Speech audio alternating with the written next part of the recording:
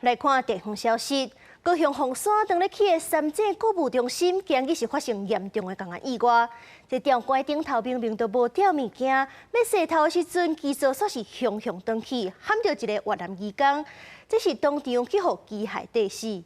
吊柜的操作人员嘛摔落重伤，目前正咧抢救。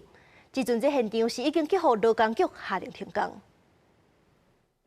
消员急步这片抢救，搬离开现场，大机、铁机啊，也有工具机，包时间救援缀伫下骹的工人。另外一个方向，会当看到蓝色的大型塔吊机倒去，直接降落工地，现场规个如苍苍。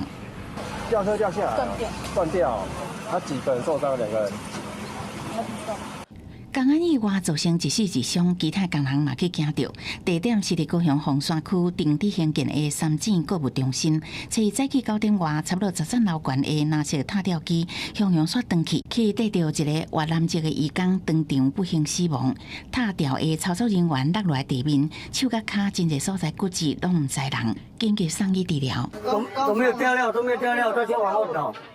劳工局调查事故发生时阵，塔吊无吊挂物品，准备要断线，机组煞向阳断去，已经下令现场停工，针对死亡的越南籍移工会协助家属来台处理后事。劳检处已勒令现场停工，后续将调查厘清确实的造灾原因。劳工局并已指派专人协助受伤劳工相关医疗及补偿事宜。 我见高雄维母营艺文中心，全台湾第3间三井购物中心，去年6月底动工，一定2026年开幕。即届发生重大公安意外，劳工局要深入查清楚确实的原因，也甲责任到底是啥？